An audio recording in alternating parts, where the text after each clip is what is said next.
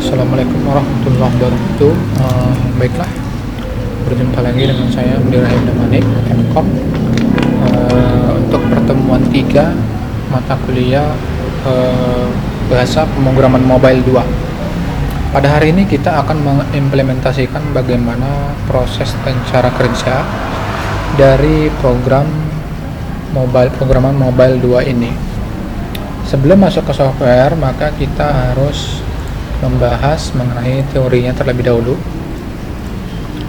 Mengenai teori pembelajaran kita pada hari ini, yaitu kita akan membahas mengenai aplikasi dengan database, ya. Aplikasi dengan database. Lalu kita akan mempelajari apa aja database yang ada pada bahasa pemrograman mobile 2 ini.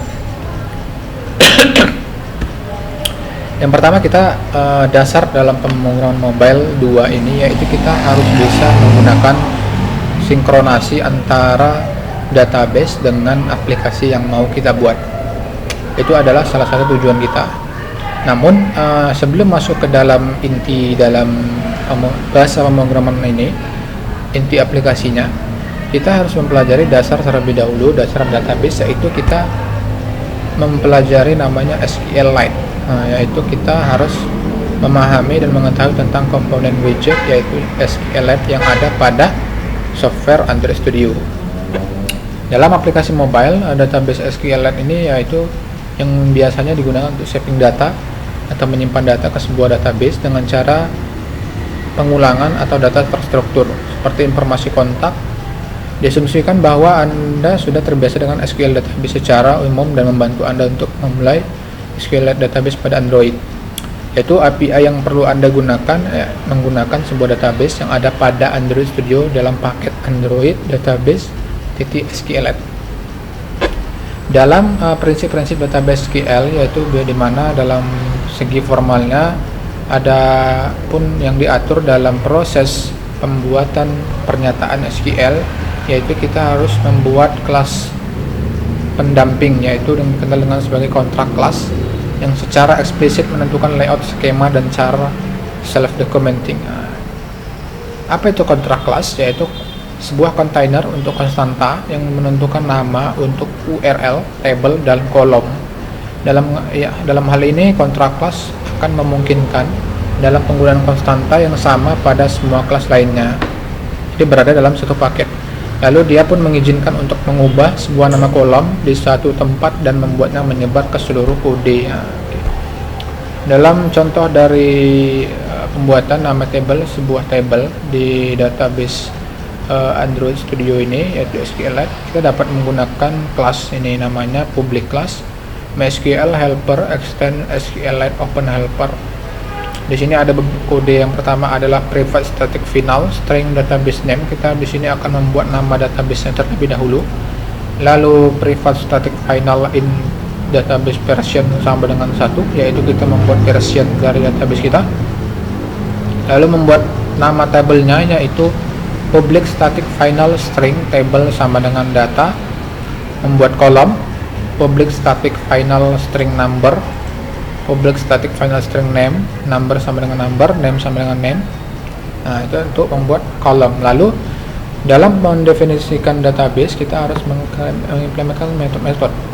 mengimplementasikan metode yang membuat dan menjaga database dan tabel tersebut. Maka dalam pernyataan yang harus kita gunakan untuk membuat dan menghapus sebuah table, yaitu seperti berikut, yaitu kita harus membuat sebuah metode string SQL create table plus ID plus integer primary key auto increment plus number. Ini yang adalah yang sudah kita buat sebelumnya, ini number. Lalu tipenya text not null. Baru name itu adalah tipenya text not null. Nama yang kedua adalah name. Jadi kalau misalnya mau menambahkan kolomnya bisa ditambahkan di sini. Lalu ini adalah kode komponennya, log.d data create plus SQL. Data ini adalah ini yang diambil dari name dari tabelnya, yaitu table data. dalam pembuatan ini adalah untuk membuat tabelnya tersebut.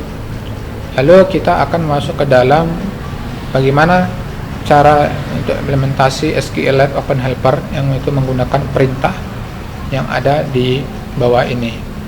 Yaitu kita sudah jelaskan tadi dari awal bahwasanya kita harus membuat implementasi kode yang mau kita kerjakan inilah seperti ini untuk pembuatan database. Dalam hal ini langkah pertama tadi kita sudah jelaskan di sini. Kita akan membuat database, membuat table, membuat kolom, membuat isi dari tabelnya untuk tipe datanya. Lalu kita akan membuat untuk menggenerate auto generate method, yaitu kita membuat public void on upgrade dalam hal ini untuk membuat database kita auto generate. Baru di mana caranya untuk mengakses database instance sekelas SQLite Open Helper, yaitu kita harus membuat method QLite database db helper get readable database. Sisipkan data ke dalam database, jangan melewatkan sebuah objek content values, yaitu ke method insert. Ini untuk insert data ya. Ini ada, jadi SQLite itu kita bisa membuat input data juga, hapus data dan ubah data.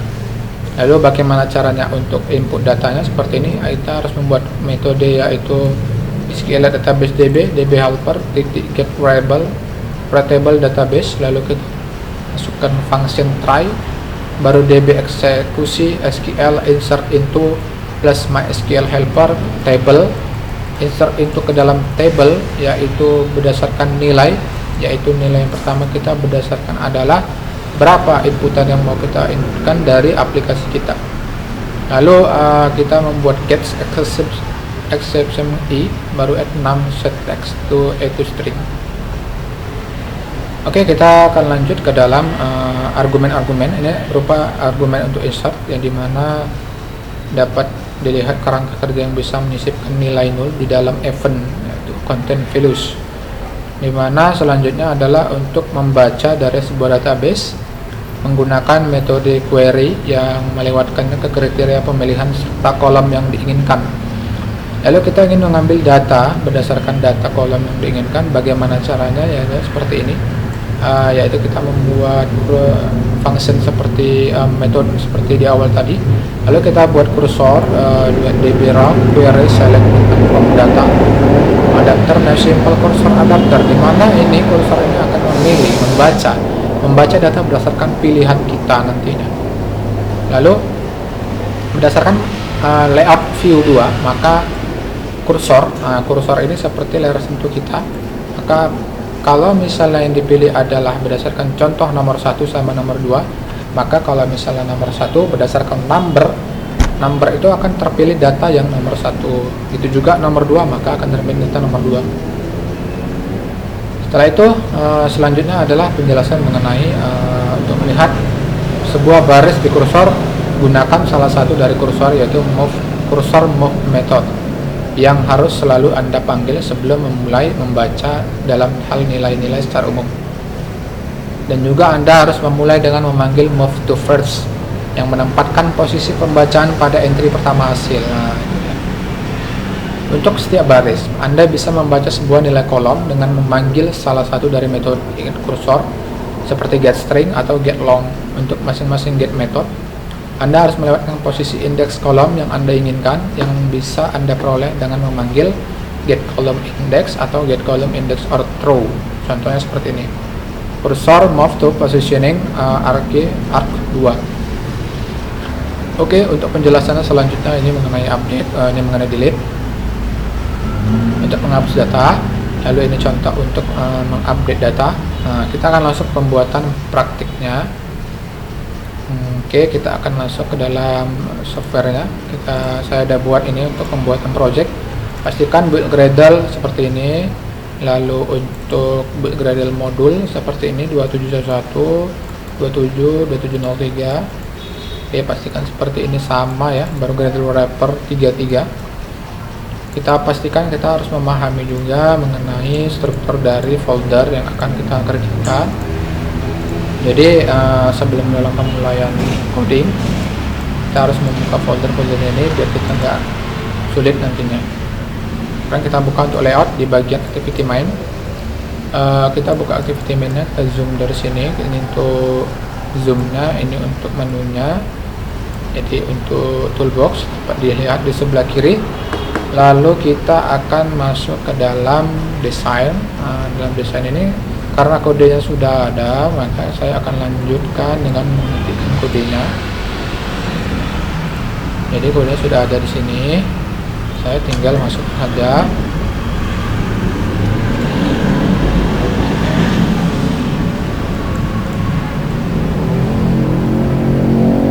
Jadi karena kode sudah ada, saya akan masukkan.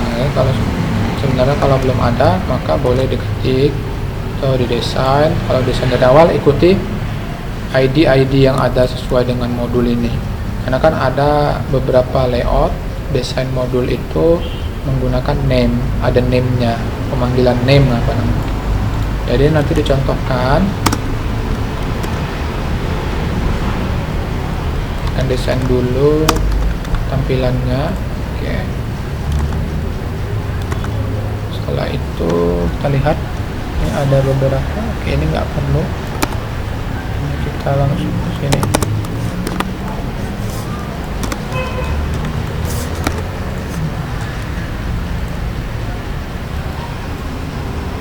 Lalu kita akan menampilkan view 2. Nah, view 2 ini kita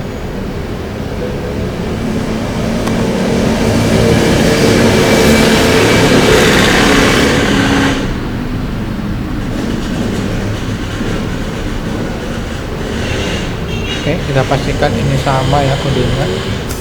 Kalau misalnya ini nggak dipakai, hapus dulu. Oke. Desain.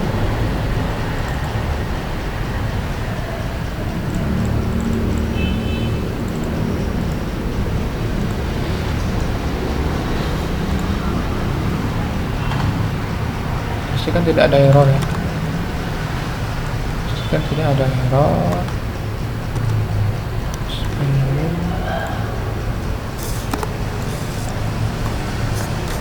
Benar ya.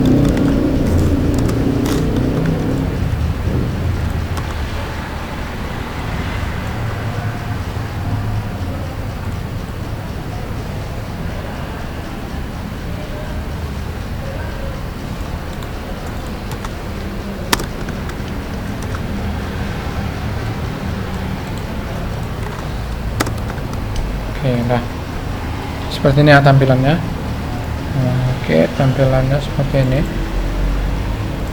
Sudah berhasil. Oke, tampilan awal, desainnya. Lalu kita akan setting. Ini kalau misalnya bobo gini apa saja. Kita akan masuk ke dalam pembuatan, kemudian buat sebuah activity dengan nama view 2. View 2 ini copy. Layout ya, di sini layout, klik kanan, view 2, buat kodenya pastikan. Oke, baru kita masukkan ke dalam. Kita akan masuk ke dalam main Java. Main Javanya seperti ini. Kita buat importnya terlebih dahulu. Jadi pastikan package-nya itu benar dan importnya juga benar. Jadi ya, oke, kode, karena kode belum masuk, kita copy dulu kodenya, pastikan sesuai dengan arah. Oke, sini ini karena sudah ada kan victim main, maka dari sini floating action button, toolbar ini nggak perlu ya. Coba kita buat aja, ini nggak masalah, yang floatingnya nggak perlu. Kita langsung masuk ke dalam. Oke, kita coba ya, masukkan aja. Kita masukkan public void, copy kodenya. Ini kalian copy aja kodenya, nah terlalu banyak.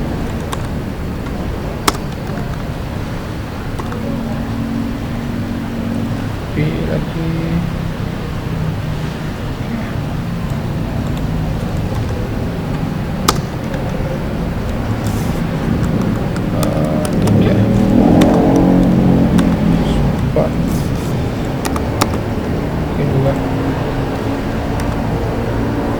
Baru buat menu Java, buat Java class dengan nama MySQL helper.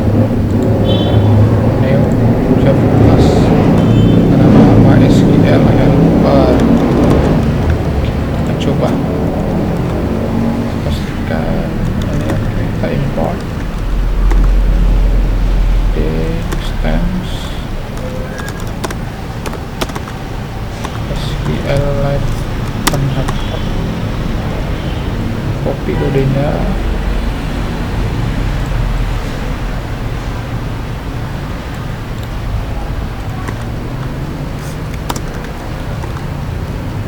Oke, itu aja ya kodenya. Sekarang kita akan checking dulu, checking jangan sampai ada error. Jadi coba ini di build rebuild.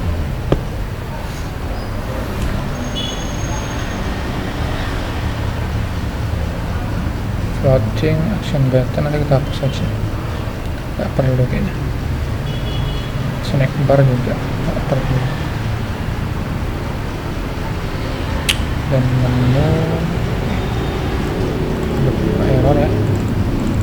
Jadi kalau ada error gini jangan takut ya, kita biasa kalau error itu biasa, jadi jangan takut.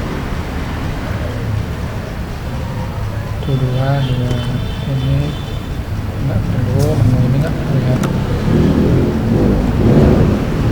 Sampai nggak perlu.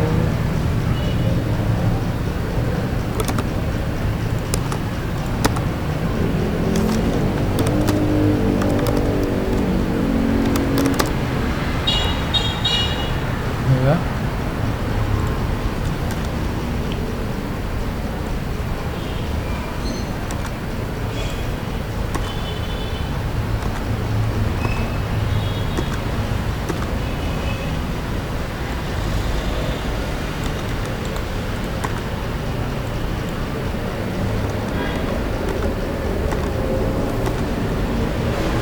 Numberless set adapter.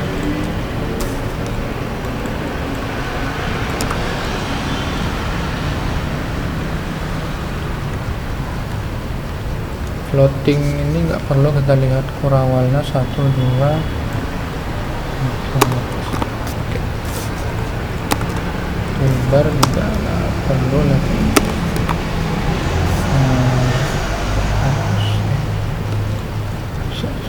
Edit text nom yang ada ya, ada yang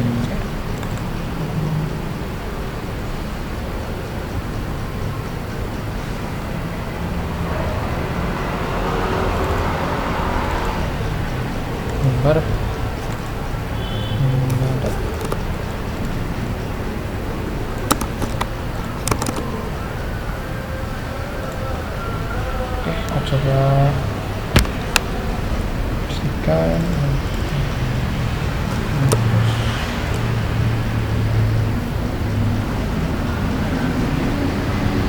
Oke, nggak perlu.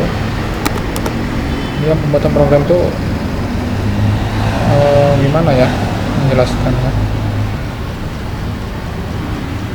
Impact. Oke. Ini menu nggak perlu ya, saja dulu ya. Jadi ada beberapa kode yang saya hapus, nanti ikuti aja bagaimana prosesnya. Jadi untuk mengcompile kode kita itu kita menggunakan ini tanda palu, lalu kita akan menjalankan. Sekarang ini sudah selesai, alhamdulillah sudah finish. Sekarang kita coba jalankan ya.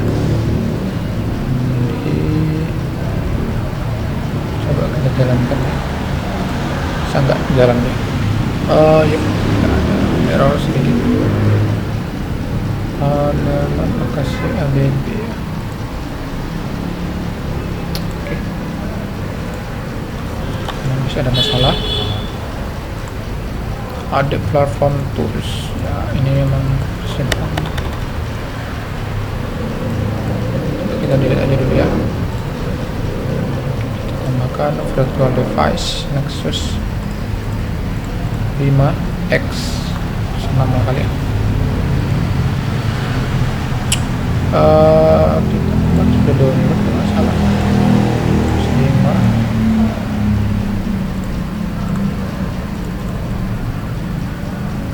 Ini dia. Kita udah platformnya.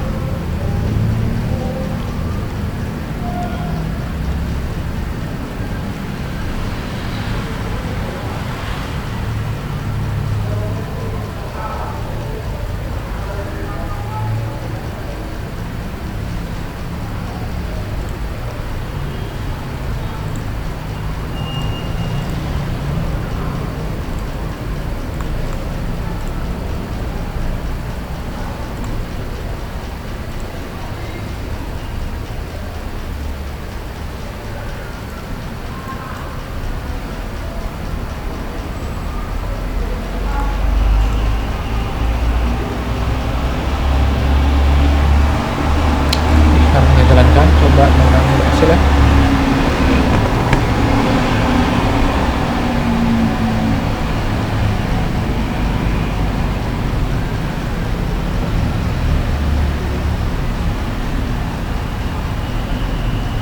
Saya menggunakan RAM 12 GB untuk bisa menjalankan emulator ini ya. Jadi ya makan RAM banyak lah istilahnya kalau mau belajar Android ini. Jadi nanti seperti tadi saya kerjakan, kalau ini berhasil nanti tinggal nanti mahasiswa silakan mencoba pertemuan 3 ini untuk bisa menggunakan software Android Studio-nya ya. Nanti saya jelaskan lagi lah mengenai kode yang sudah saya kerjakan. Oke, kita tunggu ini lagi proses build emulator. Ini bisa dijalankan di emulator. Tunggu saja ya.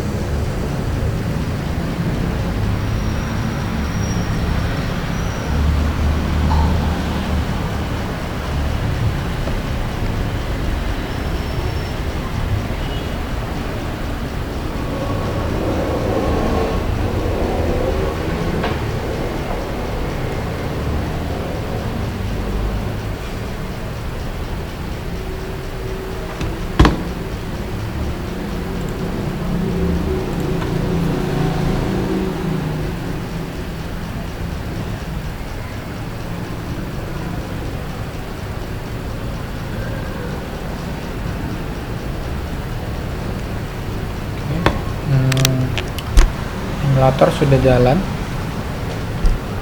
tinggal menunggu proses installing. Ini lagi installing ya, installing APK, maka kita harus menunggu. Untuk proses installing ke dalam emulator ini, kalau RAM-nya cepat biasa dia cepat langsung tuh gitu kan. Kalau misalnya agak lama dia akan memproses terlebih dahulu. Oke, kita coba ya. Nomor HP 0812, coba nama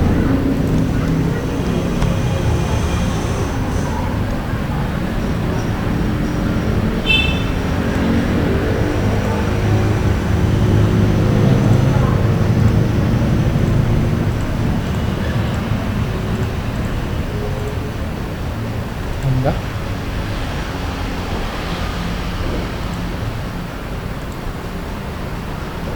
Oke, masih ada error ya.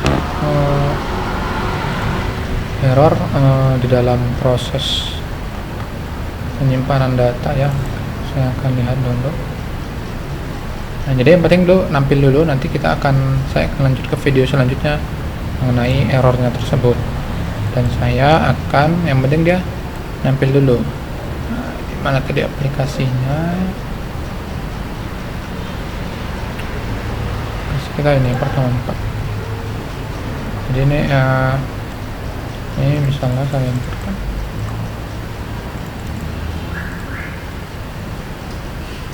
Oke. Nah, jadi oke. Nah, jadi di situ nanti saya akan lanjutkan ke dalam video selanjutnya mengenai errornya. Jadi ini sudah terlalu lama. Oke, silakan nanti dicoba dulu ininya dulu. Ini nampil dulu seperti tadi, baru saya akan lanjut ke video selanjutnya. Oke, terima kasih untuk mahasiswa. Assalamualaikum warahmatullahi wabarakatuh.